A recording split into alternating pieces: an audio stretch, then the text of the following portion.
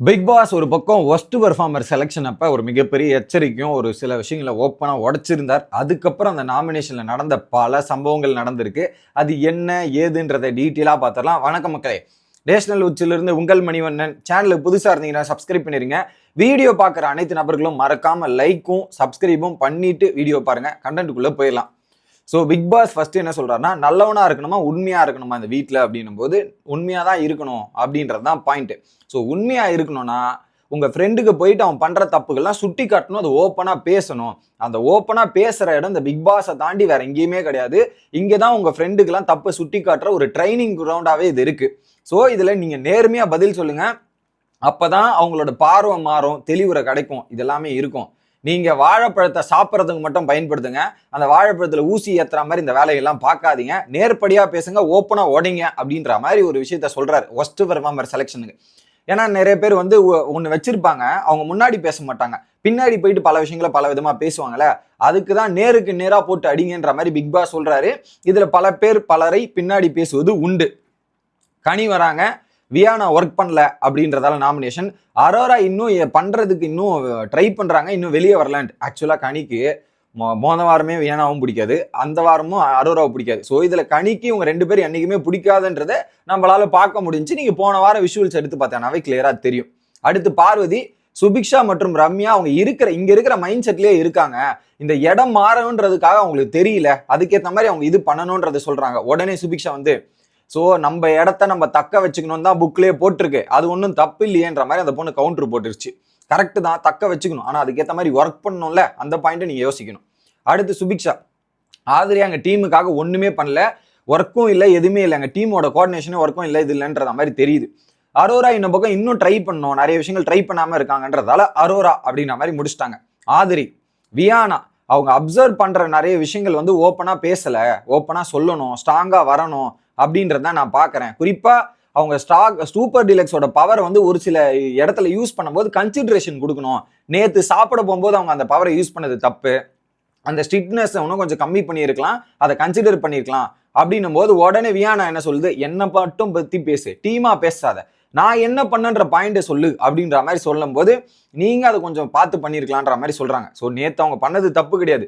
நீ சூப்பர் டீலக்ஸ்ல இருந்துகிட்டு BP ஹவுஸுக்கு consideration பண்ணாம இருமா ஆதிரை அப்படின்றது தான் சொல்ல தோணுது. எப்ப பார்த்தாலும் எஃப்ஜே எஃப்ஜே எஃப்ஜேன்ற மாதிரி ஓடிட்டு இருக்க.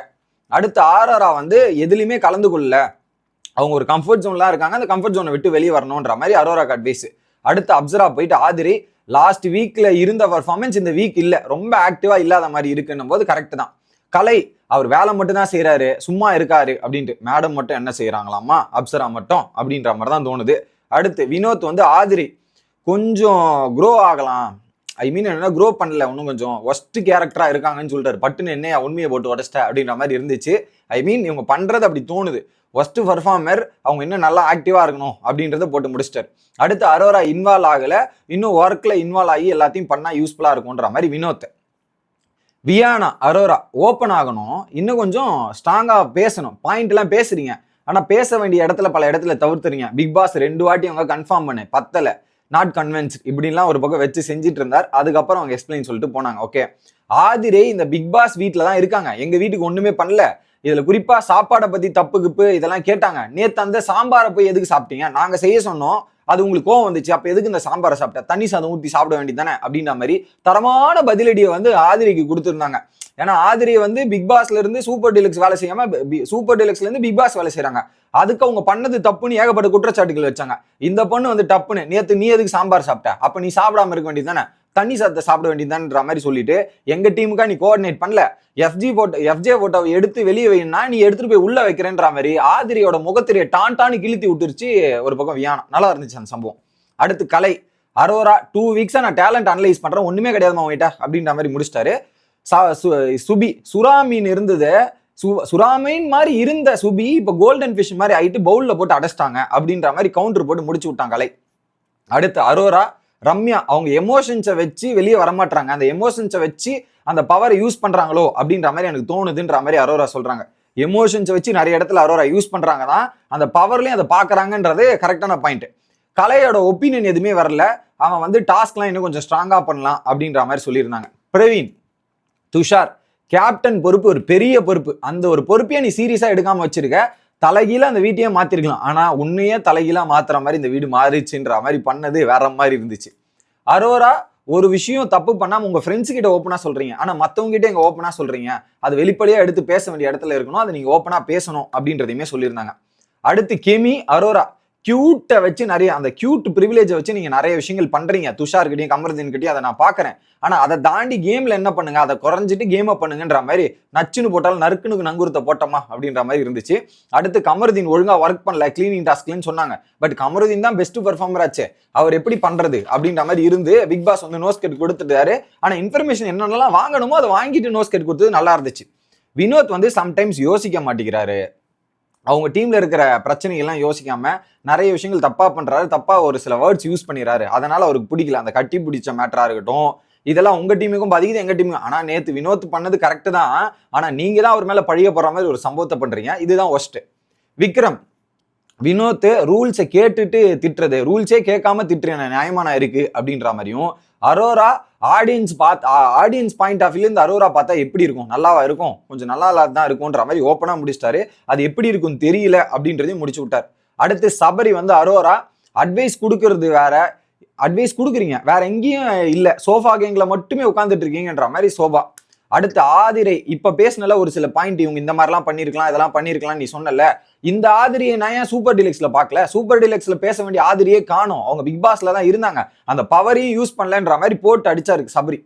அடுத்து கமருதீன், ஆதிரை சீக்கிரமா சாப்பிட்டு நாங்க எழுதுக்கணும்னு நீ சொன்ன போன வாரம், ஆனா அதே ஆதிரை இப்ப லேட்டா சாப்பிடுறாங்க. அதை தாண்டி சாப்பிடும் போது நாங்க சாப்பிட மாட்டேன், எனக்கு உடம்பு சரியில்லைன்றதை வந்து சொல்லணும், அதையும் கன்வே பண்ண மாட்டாங்க.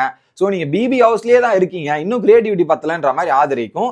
ரம்யா வந்து என்ன சொல்றாரு, அவங்க லக்ஸரியோட இருக்கணும், லக்ஸரியோட வாழணும், இன்னும் கொஞ்சம் ஒர்க்கை ஃபோக்கஸ் பண்ணாம இருக்கீங்கன்ற மாதிரி ரம்யாக்கு. துஷார், சுபிக்ஷா ஃபயரா இருந்த சுபிக்ஷா இப்போ எமோஷனலா ரொம்ப ஹர்ட் ஆகி டவுன் ஆயிட்டாங்க. இன்னும் கொஞ்சம் இன்ட்ரெஸ்டிங்கா பண்ணலாம், அவங்க ரொம்ப லோவா இருக்காங்கன்ற மாதிரி துஷாரு. ஆதிரி, உங்க வாய்ஸ் நின்று பயங்கரமா கேட்கும், ஃபுல் பொட்டன்ஷியல் இருக்கு, ஆனா அந்த பவர்ஸை நீங்க யூஸ் பண்ணல, ஸ்பெசிபிக் பர்சன்ஸ் கூட மட்டும்தான் அந்த பவரை யூஸ் பண்றீங்க, குறிப்பா எஃப்ஜே கூட மட்டுமே யூஸ் பண்றீங்கன்ற மாதிரி துஷாரும் ஒரு போடு. அடுத்து எஃப்ஜே வந்து ஆதிரை ஃபுல் பொட்டன்ஷியலை யூஸ் பண்றாங்க, என் கூட தான் இருக்காங்க, வேற யாரு கூட இல்லைன்ற மாதிரி எஃப்ஜேவே சொன்னது ஹைலைட்டான விஷயம், நல்லா இருந்துச்சு அதை பாக்குறதுக்கு. அடுத்து வியானா வந்து மாத்தி வந்து நீங்க கரெக்ட் பண்ணலாம், உங்களுக்குள்ள வியானாவும் சுபிக்ஷாவும் தப்ப மாத்தி கரெக்ட் பண்ணிக்கலாம். ஆனா அதை தப்ப கனெக்ட் பண்ணாம நீங்க அந்த நேத்து வந்து இவர் ஒரு சொன்னார்ல, ஒரு தப்பான வார்த்தை சொன்னார், அந்த பொண்ணு கேட்டு எங்க வீட்டுல அப்படின்னு அதை வச்சு நீங்க ஒரு கார்டு மாதிரி பயன்படுத்துறீங்க அப்படின்ற மாதிரி சொல்லிட்டு ஃபேக்கா இருக்கீங்கன்றாரு. நானும் அந்த பொண்ணு ஃபேக்கா தான் இருக்குன்னு நினைச்சேன் ஒரு பாயிண்ட்ல, அதுக்கப்புறம் இல்ல அப்படிதான் அப்படின்றது நானே கன்வின்ஸ் ஆயிட்டேன், அந்த மாதிரிதான் இருக்கே தவிர்த்து. ஆனா அந்த பொண்ணு கார்டு பயன்படுத்துற மாதிரிலாம் தெரியல, ஏதோ இருக்கு. திவாகர் வந்து வினோத் மற்றும் ரம்யா தான் தெரியும், நாமினேஷனுமே அவர் அதான் பண்ணுவாருன்னு தெரியும் இல்லையா. வினோத் வந்து டாஸ்க் ஒழுங்கா செய்யல, மற்றவங்களோட உணர்வை புரிஞ்சிக்கல, அந்த ஜட்டியை பத்தி பேசுறாரு, அதுக்கப்புறம் பாத்தீங்கன்னா குரட்டை உடம்போது டிஸ்டர்ப் பண்றாரு, இந்த மாதிரி பல விஷயங்கள் பண்றாருங்கன்ற மாதிரி வினோத் வேற மாதிரி நாமினேட் பண்றாரு. இல்ல குறிப்பா ஏகப்பட்ட ரீசன்ஸ் பெருசா போயிட்டே இருக்கு. அடுத்து ரம்யா வந்து பாத்தீங்கன்னா எல்லாத்துலயும் இன்ஃபர் ஆகி அவுட் பண்றாங்க.